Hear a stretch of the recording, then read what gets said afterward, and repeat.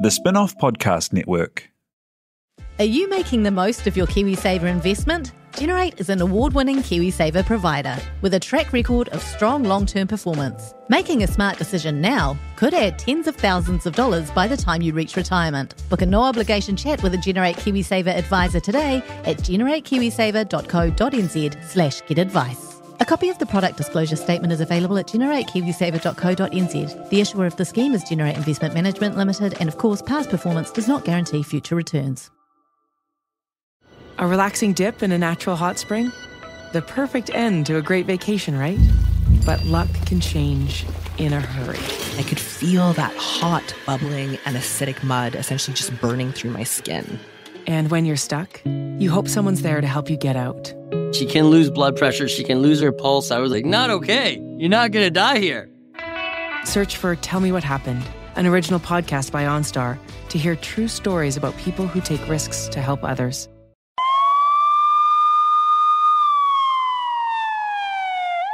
It is 1300 hours, and this is an emergency edition of Gone by Lunchtime.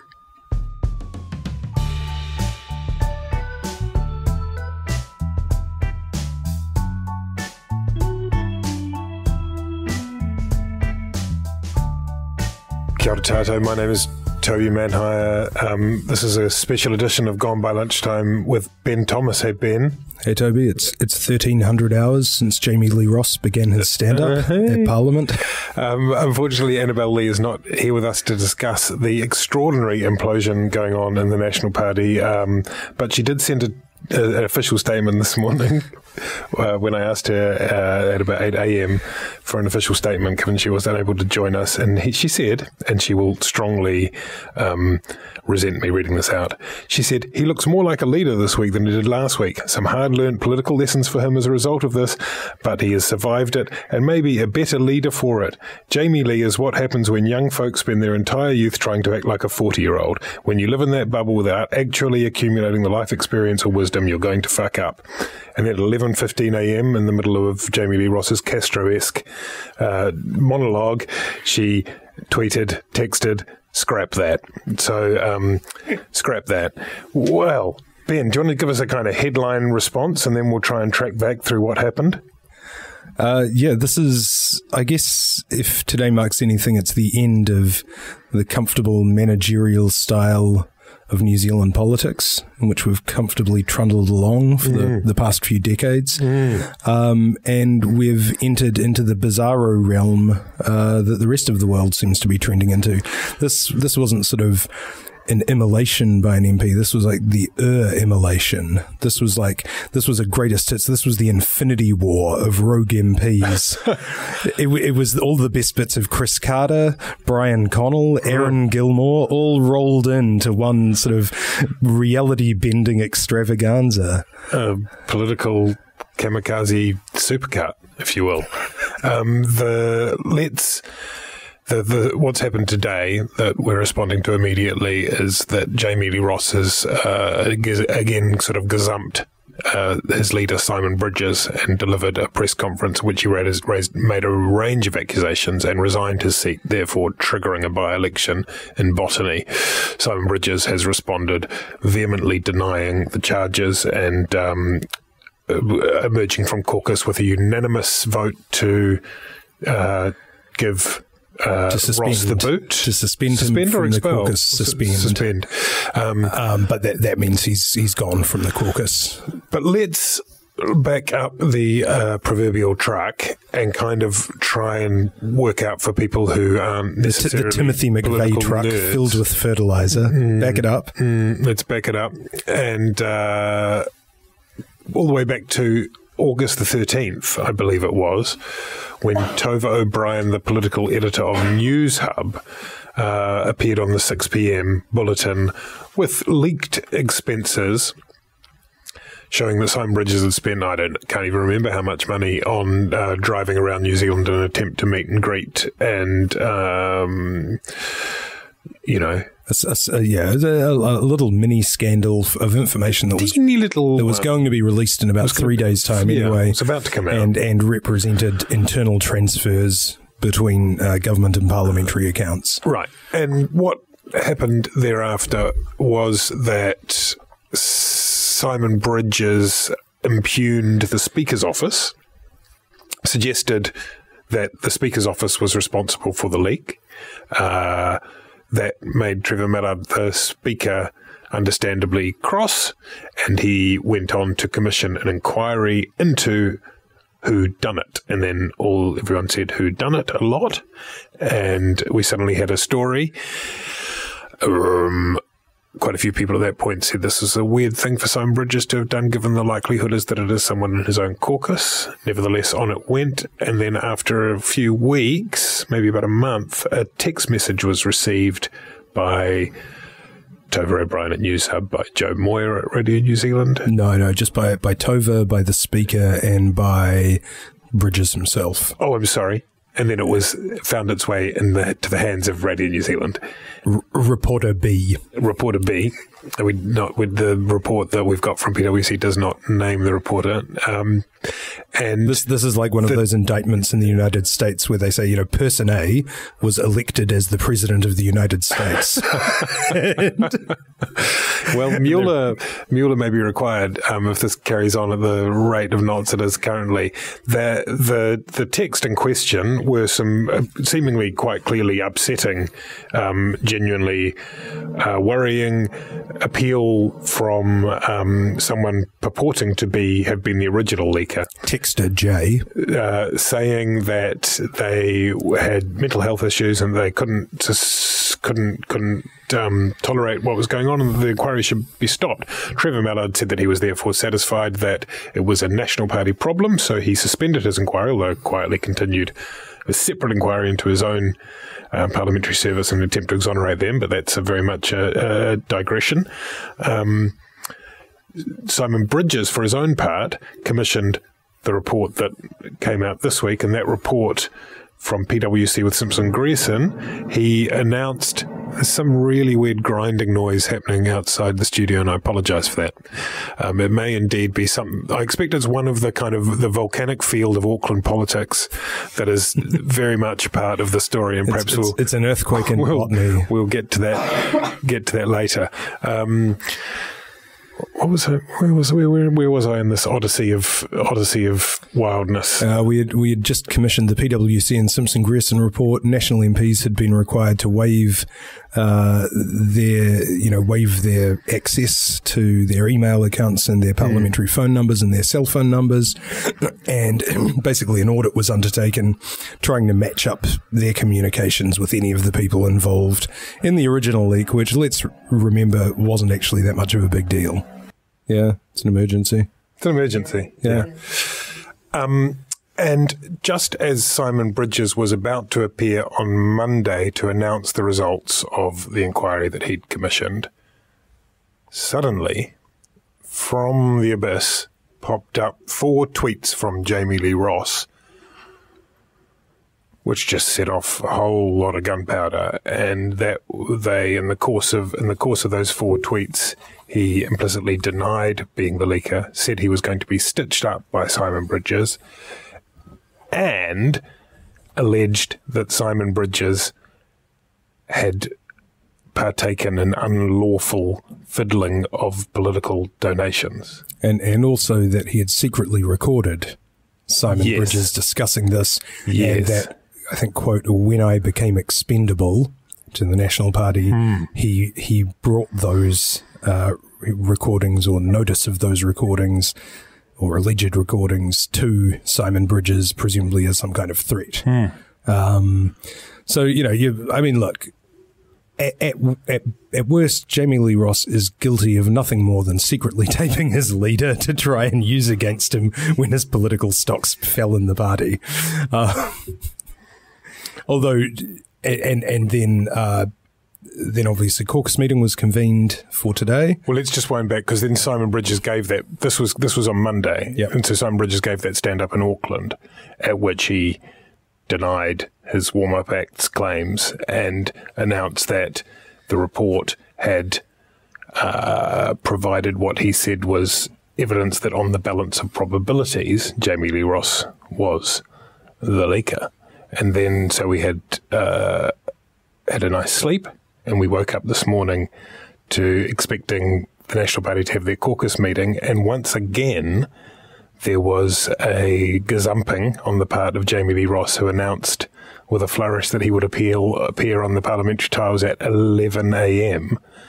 And that was something, wasn't it? Actually, let's pause here because we're going to bring in New Zealand's top political playwright and the television editor of The Spin-Off, Mr. Sam Brooks, to give his critical appraisal of possibly the most extraordinary dramatic monologue that New Zealand has seen for some years. Probably the longest. Certainly the longest. It was all up. It was 55 minutes. But I think the monologue itself was maybe 25 minutes, maybe 20 minutes. Sam Brooks, thanks for joining us. It's a great privilege to have you here. You can catch his play Jacinda. Where is that on? Basement. In a while. Sam, we just love to hear your critique of the soliloquy earlier today. He talked for nearly an hour. I think he started at like 11:02 and he finished up at about 11:57, and like about 20 of that, was just him rambling on. It had a few like solid hits and singers in there, like other 4 like to 15 is a solidly evil thing. Yeah, which is like cartoonish in its evilness almost. But yeah. It's like, and he seemed rehearsed. He seemed scripted, which is, I guess, solid for a MP. And if you've read and written a number of great characters of our time, and would you place him in the hero category or the villain category if you were watching that on the stage? Seeing that, I would place him as a key supporting character, neither hero nor villain, just somebody who makes things difficult for either the hero or the villain. Like, he doesn't seem to have enough backstory to really be a solid hero, and he doesn't really have enough motivation to be a villain, and he's not hateable enough to be a villain either. Like, he's just there. And you're suggesting that after the show's finished, we'll say, what was the name of that character again? Exactly, yes. He's a guest actor, not even a supporting actor, really. Absolutely not a lead. That's brilliant. Thank you very much, Sam, for summing that up so acutely. There was a bit of a hero's journey in the speech, as Joseph Campbell would have it. He started off as an innocent chief party whip by his recounting. He spoke truth to power. He told us that numerous times. He spoke truth to power internally. Internally spoke truth to power, and now that his career as an MP was over, he decided that he would speak truth to power externally. I think the narrative that he said, was essentially there were two parts of it. The first was that he had supported Simon Bridges. He had been his numbers man along with Todd McLeay during the leadership leadership bid to replace Bill English. He'd been very loyal to Simon, but he believed that Bridges was not performing as a leader. He disagreed with some of his calls. This led to some sort of bad blood, I think he suggested. And then he moved on to the separate narrative where he alleged that there was some what he said corrupt practices around a couple of election donations. Yes, he went all out and said that Simon Bridges was a corrupt politician, which has been very strongly denied by Bridges subsequently. But it was pretty full on. It's a strong allegation. The whole spectacle was quite amazing because his big announcement was to stand up and say that to the best of his knowledge, he had knowingly participated in a breach of the Electoral Act. Yes. And that he was going to go to the police about that tomorrow. And that specifically was that a Chinese businessman, Yikun Zhang, had offered a donation that Simon Bridges, the allegation which is strongly denied, goes. Simon Bridges suggested that it be split so that it did not come on make the requirement to be declared to the Electoral Commission. Is that a fair summary? Yeah, and in different ways, this happens a lot with political parties that, if you're the leader, you shouldn't really know much about donations. If somebody says, I want to give you $100,000, you say, well, that's nice, but I would like you to talk to our party president or, somebody in the party or this person here, so that you don't, you shouldn't get involved in those matters as a leader, and you shouldn't know how much any particular person has given, and then it may be that it's donated in different ways once somebody has sought advice on that. There was another chapter to this as well, in that Jami-Lee Ross claimed that Simon Bridges had said to him that there were 4 women who had said that they had been sexually harassed by Jami-Lee Ross. Was it just harassed? I think harassed. Okay. That's what I took from it. And Jami-Lee Ross denied the alleged allegation. Again, he strongly denied the allegation that he has brought to our attention, although he said that this was part of what was put to him when he was undergoing mental health issues and took the medical break, which is a bit weird that I think I left out in the synopsis before. Good Lord, so much. And he had stood down for medical reasons which weren't stated. Simon Bridges had subsequently apologised for describing them as embarrassing reasons. And Jami-Lee Ross today said that those part of the pressure that was put on him was those claims of harassment. He went on to say, and this is really striking, he said that when he appealed to natural justice, he had been told that those 4 women could become 15 women. And then he made reference to what's his name, Brett Kavanaugh. It's just honestly the whole thing has. Yeah, and again, Anne Bridges has denied that as well. Bridges has denied strongly that as well. Denied. Strongly denied. Yeah, it's hard to know what to say about all that, because we, to be completely clear, haven't a fucking clue. What we do know is that Simon Bridges appeared shortly afterwards, said that he encouraged Jami-Lee Ross to take what he had to the police, said that the caucus had issued a unanimous call of support for his leadership and given Jami-Lee Ross the boot. He said that he had done absolutely nothing wrong. He repeatedly used the phrase to describe Jami-Lee Ross as a guy who's lying, who's leaking, and who's lashing out. He called him, suggested that it was vexatious, suggested that, and this is an important point and one I'd like to ask you about, Ben, he said that Jami-Lee Ross was a lone wolf MP. And that's an important point in terms of the political viability of Simon Bridges' leadership, isn't it? That it's not seen to be, whereas Jami-Lee Ross claimed that there were a number of disgruntled MPs.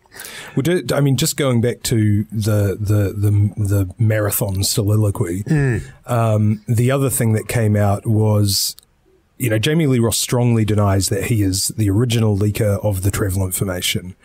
And the information in the PwC report is not conclusive on that score. It shows some messages and calls to journalist B, reporter B.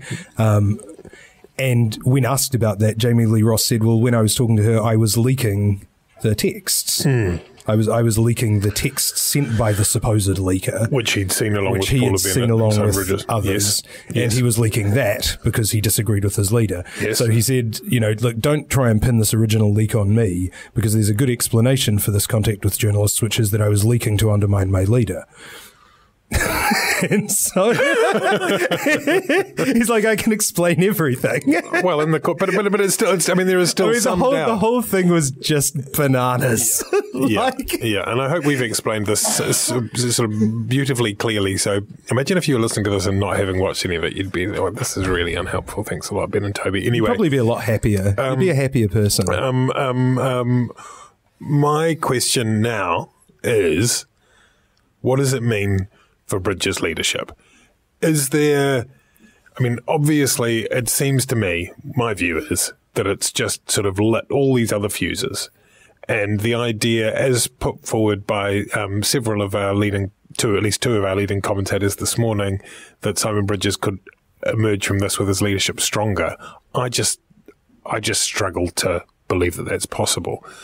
That's not to say that Simon Bridges has even done anything. There's no evidence he's done anything wrong, right? Apart from maybe making a bit of a dumb call, which is something that most of us do most days. But surely this is a really hard one for him to row back on. It's impossible to make predictions here because this is totally uncharted territory. You can look back at previous cases of rogue MPs making life difficult for their leaders. Chris Carter was one. Now Phil Goff survived dumping Chris Carter out of the caucus. Aaron Gilmore went rogue for all of about a week, and that didn't hurt John Key. On the other hand, Brian Connell went rogue, and that sort of was the beginning of the end for Don Brash. He was a secret taper as well. It's difficult. There's such a confluence of things here that it's impossible to say. The only thing we can say with certainty, because this isn't a science, right, is this isn't in terms of the near future, the next 2 years leading up to the election. The decision here isn't for Simon Bridges. It's not about what he does. His caucus, all 54 remaining members, is going to have to think to themselves, do we want a replay of the last 8 years of Labour in opposition? Yeah. Do we want to be backbiting and every news story is just about leaks and undermining and criticism of the leaders, which is what Goff had, what Shearer had, and what Cunliffe had. And when they look back at that, all of the people who are at least strongly believed and basically were behind that, behind the various efforts to undermine each of their leaders, none of them is Prime Minister now. And most of them sort of lay strewn as wreckage, on the highway of New Zealand political history. And so, it's a prisoner's dilemma. Obviously, the best thing for the National Party is if they can, do as Simon Bridges said and draw a line under this, right? That's the best thing for them as a party. On the other hand, you will have a lot of people who think that, just like in Labour, it's better to rule in hell than serve in heaven. And, they might think that they've got an opportunity to jump ahead or improve their position in the opposition by fomenting problems. And so, a lot of it's beyond Simon Bridges' control. And they're just not used to opposition. I mean, one of the things that you touched on before is the civility, or to put it another way, the discipline that we've seen certainly on the right of politics in the National Party. Incredible discipline, like the likes of which you just don't really see anywhere, and certainly in Westminster system, major big parties like that. There's always people who are kicking some shit up, not the National Party. It's been a decade. You worked for a minister in that government. It's kind of formidable to behold, right? It was. There's one thing important to note about that. It's easier to hold discipline as a Prime Minister than it is as a leader of the opposition. Right. As Prime Minister, you always have the ability to give or take away a ministerial post or a select committee chairmanship. As the leader of the opposition, you don't have you really are just first amongst equals. You really are all just non-government MPs. And with the Waka jumping legislation, which has recently passed, you can, after, a process, kick someone out of Parliament. But that's a very big stick, one that's unwieldy to use and one that brings a lot of unwanted attention to you if you do. So you don't have the same levers that you do as Prime Minister. So John Key was in a much better position, quite aside from any of his other characteristics, as Prime Minister in terms of keeping discipline than Simon Bridges or any opposition leader is able to on the other side of the House. I was just thinking, but it just occurred to me that, you could almost say, couldn't you, that the leader of the opposition could be described as the worst job in politics. Do you think? Should we trademark that and sell T-shirts? That's my thought for the day. So I accept all of that. And I imagine that the conversations that are being had in National Caucus quite genuinely at the moment are look at the shit show that happened to Labour over all those years. For God's sake, let's not do that. Let's not do that, nodding furiously. On the other hand, it wasn't just being in government that ensured that discipline in the National Party. It was the fact that the poll numbers stayed so consistently, so kind of inexorably high, right? And they've continued to do so in opposition for the most part.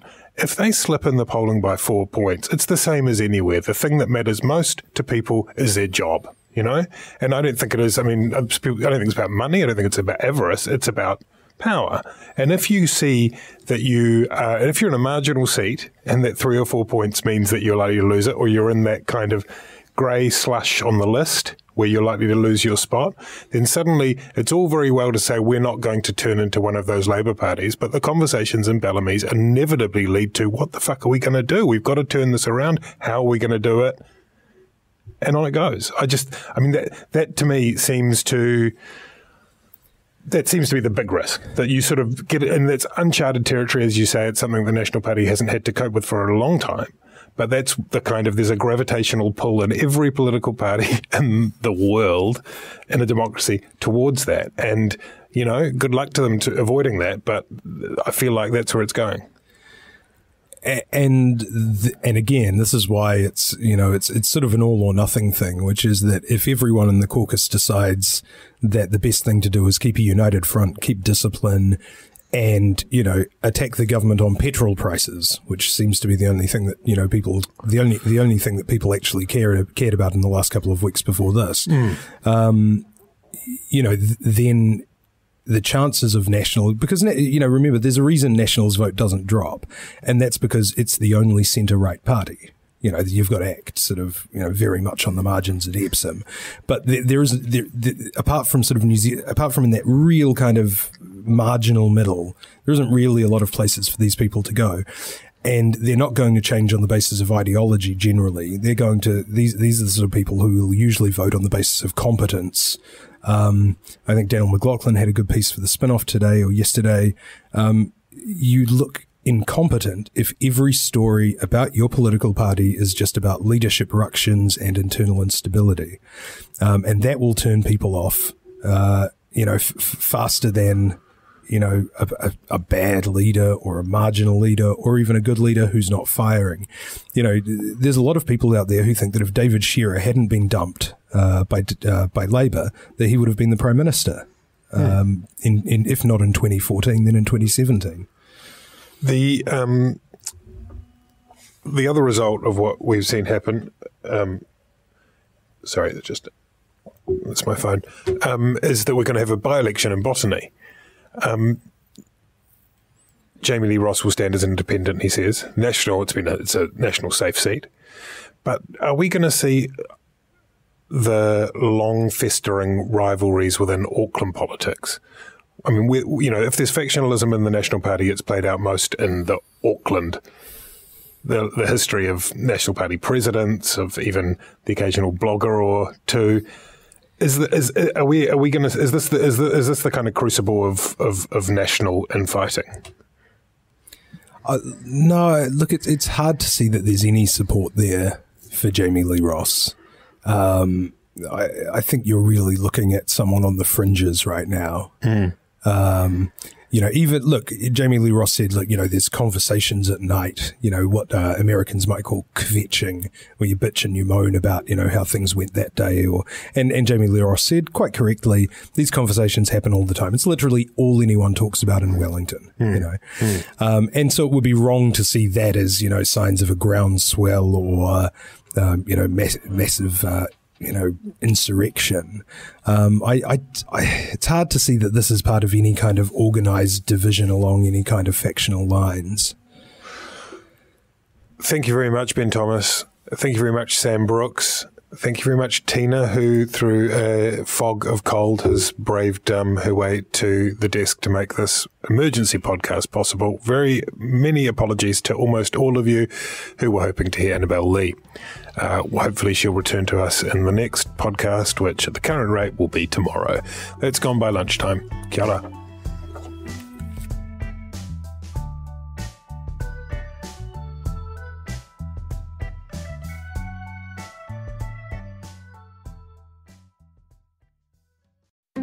I'm Toby Manhire, and this is Juggernaut, the story of the Fourth Labour government. A podcast in 6 parts. Doesn't give my opponents much time to run up to an election, does it? This nation is at risk. What do you think you're up to now, you perverted little liar? I could smell the uranium on it as you lean towards it. There's a radical overhaul in the history of New Zealand's administration. Juggernaut, the story of the Fourth Labour government. Made with the support of New Zealand On Air. Listen now on The Spin-Off or wherever you get your podcasts. Are you curious about how business can be better? I'm Simon Pound, and I host Business is Boring, a podcast where I kōrero with some of the most interesting people in entrepreneurship, commerce, and making things happen. Tune in to Business is Boring every Tuesday, brought to you by the Spin-Off Podcast Network in partnership with Spark Business Lab. The Spin-Off Podcast Network.